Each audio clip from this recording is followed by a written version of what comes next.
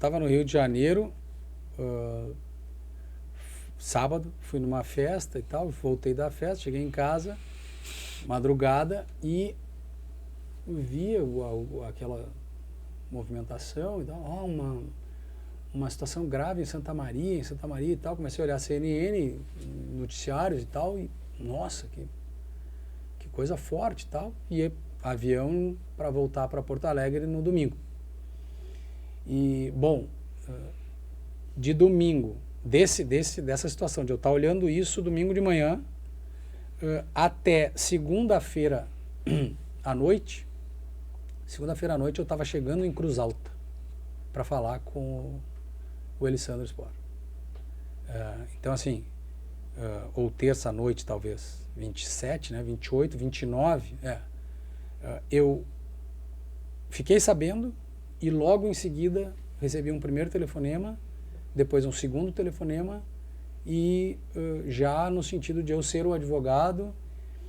E uma coisa que me deixou muito impressionado, assim, até hoje eu acho uma coisa importante, assim, para mim, sobretudo, né? Eu vou ali com... sou formado em 96, né? Então, 2013, eu já vou com uma certa estrada, né? Tem uma certa... a gente já consegue ter uma certa consistência na advocacia, e eu fazendo muito júri e tal, e muito apegado a esse tema e a essa discussão. A família recebe vai em busca de 3 informações, indicações, e as 3 indicam o Jader. E aí me foi dito isso, olha só, saímos em busca de indicações e as indicações recaem em ti.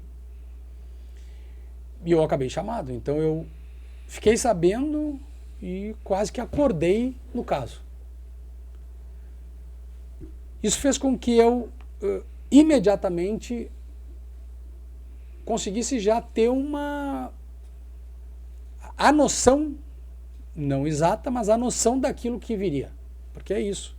Cheguei lá, estavam todas as empresas de televisão, todas as empresas de comunicação, os políticos, os órgãos, o judiciário todo, o Ministério Público, Defensoria já atuando, todo mundo. E primeira informação que eu recebo já na chegada é que a boate era investigada por um promotor de justiça desde que da sua abertura, antes do meu cliente ser o dono.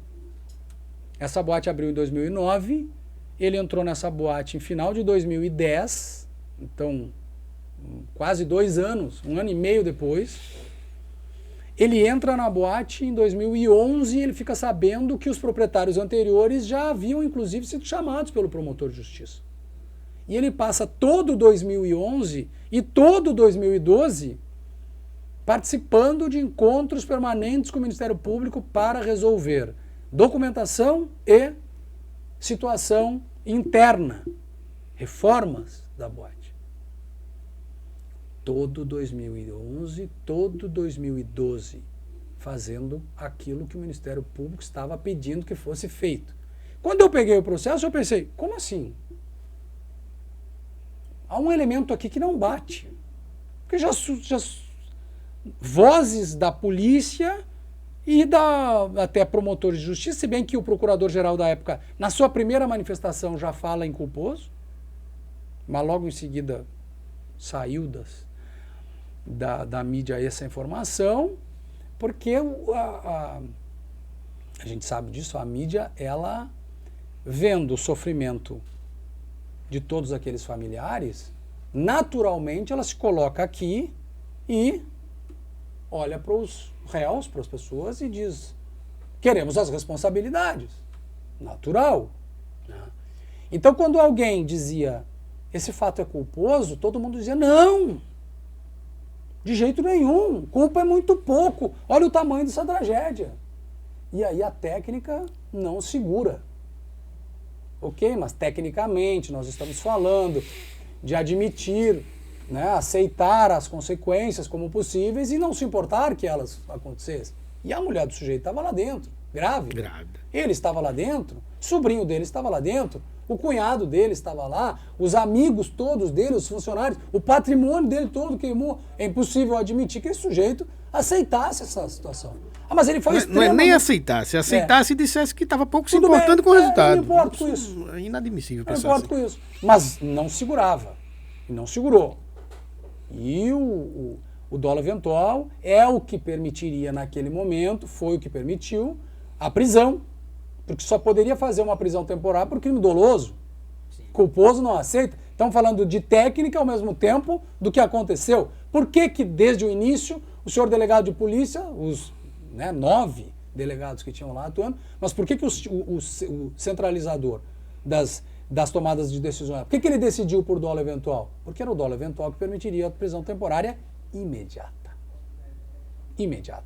Por que temporária? Porque ele estava surrupiando, tirando do procedimento as câmeras internas. Mas como se eu juntei uma petição dizendo que as câmeras não estavam em funcionamento porque o HD estava num técnico com nota juntada? Quem está escondendo o quê? Nós não estamos escondendo nada, não havia câmeras em funcionamento naquele momento. Isso foi informado. Mas em cima do não via informação, isso é doloso, pede-se a temporário, os réus foram presos. Eu atendi o meu cliente no hospital, portanto, com uma perplexidade do ponto de vista jurídico e de desconexão dos fatos em relação às notícias. E aí vem um ponto fundamental. Saber lidar no direito penal com as narrativas. Rita Barquet, minha assessora de imprensa até hoje, mas que começou a trabalhar comigo naquela época, hoje é uma expert nisso. Quem é que dá a primeira versão do fato? A polícia. Portanto, criminalistas, saibam lidar com a imprensa, porque não é uma opção. Não é uma opção nós lidarmos com a primeira narrativa feita na polícia, pela polícia, que é quem é ouvido pelo primeiro momento, né? É lidar com aquilo que vai sedimentar o caminho de uma narrativa já feita. Portanto, ciente disso, com a narrativa do dolo eventual, das espumas impregnadas nas paredes, da atuação do meu cliente, eu imediatamente marquei uma entrevista coletiva. E nessa entrevista coletiva eu disse, é possível que o Ministério Público não tivesse visto as espumas dentro da boate, mas é impossível dizer que o Ministério Público não sabia da documentação, da localização, da estrutura, das portas, das barras de ferro. É impossível dizer isso. E fiz uma entrevista coletiva em janeiro de 2013. Se não me engano, assim, foi na virada, porque foi em 27 de janeiro. Mas logo em seguida, eu entro no inquérito dizendo: o senhor prefeito municipal sabia do que estava acontecendo e todos os fiscais, o promotor de justiça do Ministério Público sabia e todos os fiscais, e os senhores integrantes do Corpo de Bombeiros sabiam e todos os seus fiscais. Essa história de prender 4 está errado. E eu disse isso. Para prender, prende todos. Né? Eu disse isso na minha primeira petição nesse processo. Estou contando isso pelo seguinte: quando eu chego no plenário do júri, o Ministério Público ardilosamente usa, e astuciosamente, usa contra mim a minha fala. Na entrevista coletiva em que eu digo, o Ministério Público talvez não soubesse das espumas, talvez não tenha visto as espumas. Não soubesse o que eram as espumas, né? O que significavam. Mas havia um detalhe que foi descartado, e eu fiz questão de falar isso lá na sustentação. Está gravado para quem queira ver. Não viu porque não foi. Seu promotor de justiça não foi à casa. Ele mandou um assistente. E aí a culpa é sempre do estagiário, né? Não viu porque a bunda ficou sentada na cadeira. Não viu porque não atuou. Pode ser que não tenha visto? Pode ser. Mas se não viu porque deixou de agir para evitar o resultado. E aí o promotor da época disse na imprensa: se eu soubesse que isso teria acontecido, eu teria fechado essa boate. E eu passei a vida inteira dizendo: Essa é a fala do meu cliente. Qualquer um que... De qualquer um. Imaginasse que pudesse... Mas por que isso vale para o promotor de justiça, para os bombeiros, para a prefeitura? Por que isso só vale para eles como justificativo para não ter agido? E não vale para o meu cliente. Em plenário, aquilo que eu levo como um dogma da minha vida, o que eu disser está dito, porque a minha palavra vale mais que a minha vida. O presidente da Associação dos Familiares, que usou de uma situação de eu ter servido, eu ter arrolado ele como testemunha, eu arrolei ele como testemunha de plenário, porque eu queria dar voz para esse sentimento das famílias. Essa inconformidade deles com esse fato, de que lá só estavam 4. Eu chamei ele como testemunha e ele se voltou contra mim, dizendo que eu estava contra ele, chamando um pai para uma situação dolorida e tal. Muito embora eu quisesse exatamente dar a ele a chance de falar. No plenário, mais uma vez o Ministério Público tentou usar um vídeo em que ele me interpela lá no meio das investigações e ele diz: o senhor está dizendo que o senhor que está trazendo esses outros poderosos, esses outros agentes, que nós também achamos que tem que estar aí, o senhor está trazendo para tirar a culpa do seu cliente. Eu falei: nunca falei isso. O meu cliente tem culpa. O meu cliente tem culpa. Ele não tem a dolo. E isso ficou filmado. E eles tentaram usar isso. Mas quem usou isso fui eu. Para renovar essa fala.